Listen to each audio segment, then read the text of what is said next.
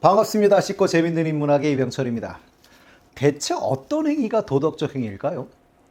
불쌍한 사람들을 위해 자신의 재산을 기부했다면 그것은 도덕적 행위일까요? 오늘은 칸트의 윤리학을 공부해 보려고 합니다.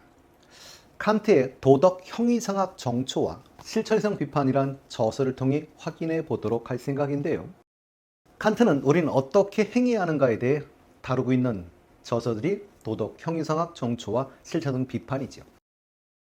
도덕 형이상학 정초는 1785년에 그리고 이를 보완한 실천성 비판은 1788년에 나오는데요. 그러니 두 권은 모두 1789년에 있었던 프랑스 혁명 직전에 나왔습니다. 그리고 여러분들이 아시는 공리주의자 제러미 벤덤의 도덕과 입법의 원리 서설은 1789년, 그러니까 프랑스 혁명이 터지는 해에 나오게 되죠. 그러니 칸트의 책이 나오고 바로 벤덤의 책이 나오게 됐던 것입니다. 물론 나이는 벤덤이 24살 정도 어립니다. 그러나 칸트는 공리주의를 격렬히 비판하게 되죠. 칸트의 저서 도덕 형이상학 정초. 정초는 사실 기초란 뜻이니까요. 기초를 세우다 이런 뜻입니다. 그러니 도덕의 기초를 세우다 이런 책인 것이죠. 근데 이 책은 한 90페이지 정도밖에 되지 않는 얇은 책입니다. 그런데 앞에 도덕과 뒤에 정초는 알겠는데, 그러니까 도덕의 기초를 세우다 이 말은 알겠는데 왜 가운데 형이상학이라는 말을 집어넣었을까요? 형이상학은 여러분들이 말 그대로 경험적 측명, 그러니까 즉 구체적 사례를 통해 설명하는 게 아니라는 거죠. 그러니 경험에 의존하지 않고 오직 이성만으로 기본적인 도덕 원리를 세우고자 한다는 의미인 겁니다.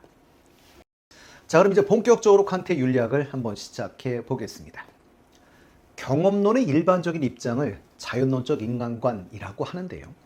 자연론적 인간관은 인간이 자연의 일부이기 때문에 자연 법칙의 지배를 받으며 그 자연 법칙이 인간에게 어떻게 적용되는가를 규명하면 인간의 정체를 파악할 수 있다라고 보는 입장입니다.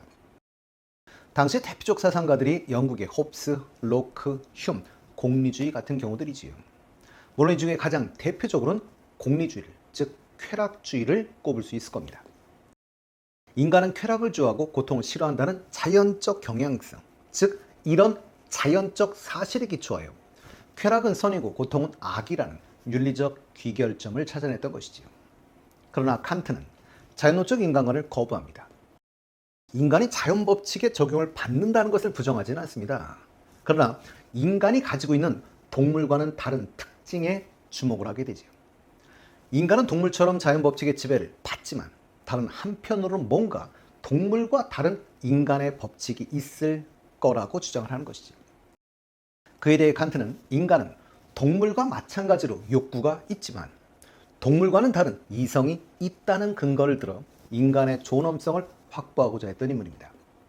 그러니 동물과의 차이점, 이 이성을 강조한 철학자라고 할 수 있겠지요. 사실 여러분들이 잘 보시면 동양의 육아와 비슷한 구조이기도 합니다. 인간이 동물과 같이 욕구가 있음, 욕구를 가지고 있음을 육아도 인정을 하지요. 그걸 부정할 수는 없습니다. 그러나 인간을 인간에게 하는 것이 있다라고 육아도 보았는데요. 그런 점에서 비슷합니다. 물론 육아는 그걸 인간의 본성이라고 하고 그 본성을 도덕성이라고 했었죠.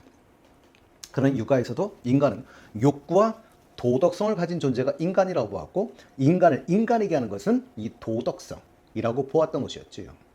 이런 맥락과 비슷한 구조로 되어 있는데요. 칸트의 고향인 퀴니스베르크에 있는 칸트 기념비에는 다음과 같은 글귀가 새겨져 있습니다.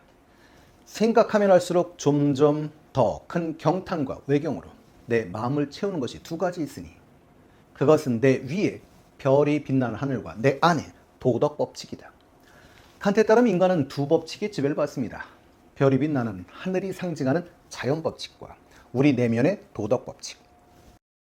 인간은 다른 자연, 즉 만물과 마찬가지로 자연 법칙을 따를 수밖에 없지요. 하지만 인간이 이렇게 자연 법칙에만 지배를 받는 존재는 아니라는 겁니다.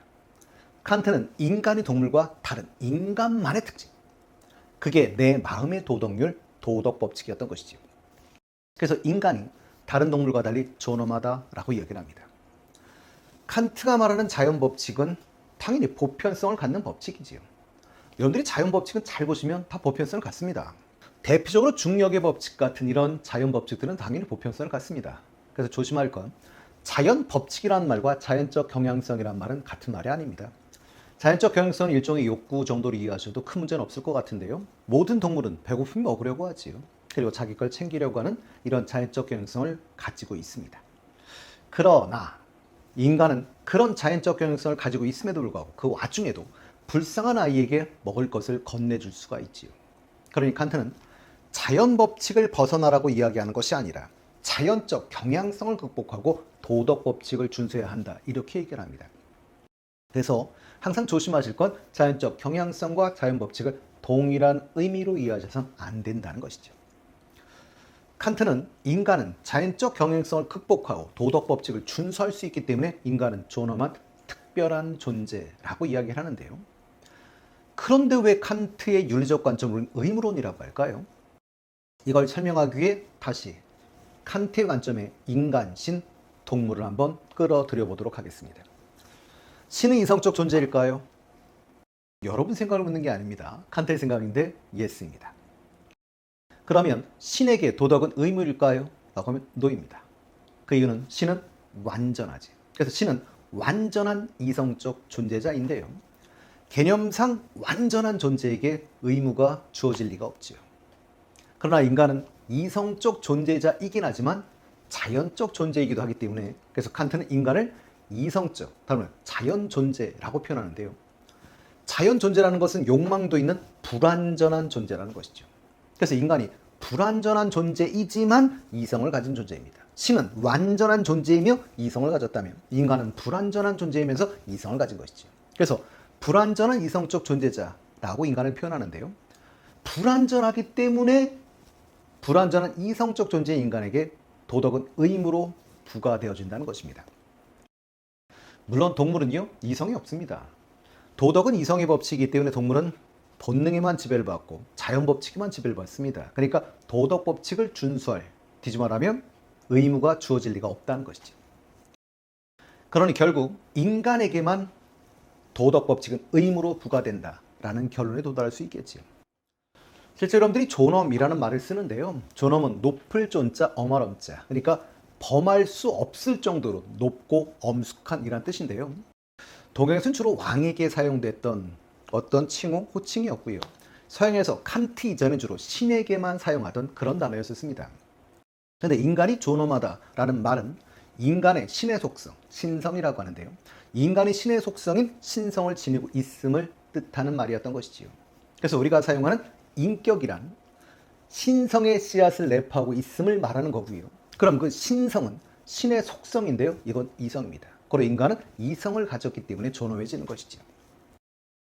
그럼 도덕은, 이 도덕 법칙은 인간에게 의무다. 그럼 우리 떠오르는 게 이 의무다? 그럼 여러분들이 보통 생활 속에 병역의 의무 이런 말 들어보셨을 겁니다. 그럼 그 의무라면요, 꼭 해야 되나요? 당연합니다. 꼭 하셔야 됩니다.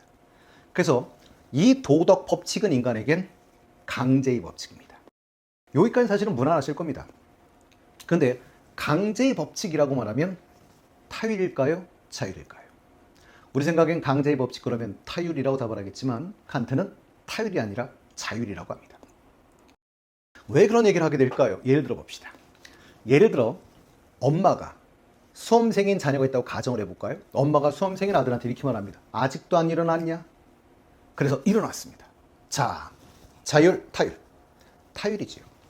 왜 타율이죠? 남, 타자의 법칙, 율자. 엄마가 세운 법칙이란 뜻인 거지요. 그러니 칸트가 말하는 자율의 의미는 어렵게 표현하면 명령을 받는 자와 명령을 하는 자의 동일성을 말하는 건데요. 명령을 누가 한다는 거지요? 내가. 그러니까 외적 강제에 의해서라는 게 아니라는 거지요. 그럼 내가 나에게 명령을 내린다. 그럼 무슨 말이냐면 수험생이니까 난 당연히 일찍 일어나야지. 그래서 일어났습니다. 내가 나에게 명령하기 때문에 자율이라는 것이죠. 실제로 자율이라는 단어는 스스로 자자의 법칙 율자입니다. 그러니까 스스로 세운 법칙을 따른다라는 뜻인 거죠. 자, 그럼 도덕 법칙은 어떻게 할 수 있을까요? 그럼 이성으로 하시죠. 그럼 이 행위에 관한 이성이 뭐죠? 실천 이성입니다. 실천이라고 하면 행위란 뜻이니까 행위에 관련된 이성이 실천 이성이다 이렇게 생각하셔도 문제가 없지요. 칸트는 인간이 지켜야 할 도덕 법칙이 선험적으로, 그러니까 경험과 무관하게 실천 이성 속에 탑재되어 있다고 생각을 했습니다. 그래서 도덕적 행위란 실천 이성의 명령에 따른 행위인 것이죠. 그래서 칸트는 선험적 도덕 법칙을 강조한다 이렇게 얘기를 합니다. 선험적이라고 말하면 어렵지 않죠. 앞설 선자니까 험자가 경험입니다. 그러니까 경험을 앞서라는 뜻이니 경험과 무관하게 라는 뜻인 거죠. 그러니 도덕은 경험과 무관하게 정립돼야 한다라는 의미였던 것이고요. 순수하게 이성을 통해, 즉 무슨 이성이요? 실천 이성을 통해 도덕이 근거되어져야 한다라는 주장이었던 겁니다. 도덕 법칙이 모든 사람에게 보편적으로 적용되어야 한다면 칸트는 도덕은 경험적이어서는 안 된다라고 주장을 하지요. 사실 이건 루소에게 큰 영향을 받은 듯합니다. 사실 루소는 칸트보다 12살 정도가 많죠. 실제로 칸트가 존경했던 철학자 중에 대표적인 분이 루소였습니다. 사회계약설 파트에서 루소는 주권자, 시민들이 입법자였었지요. 그렇기 때문에 법을 만든 사람들은 시민들이었고요. 그래서 그 법에 따른다는 건 내가 만든 법에 내가 따르는 거기 때문에 자율이다라고 표현을 했었는데 그 내용과 거의 비슷한 내용이라고 보셔도 될 것 같습니다. 자, 다음 시간엔 칸트가 말하는 정언명령에 대해서 한번 이야기해 보도록 하겠습니다.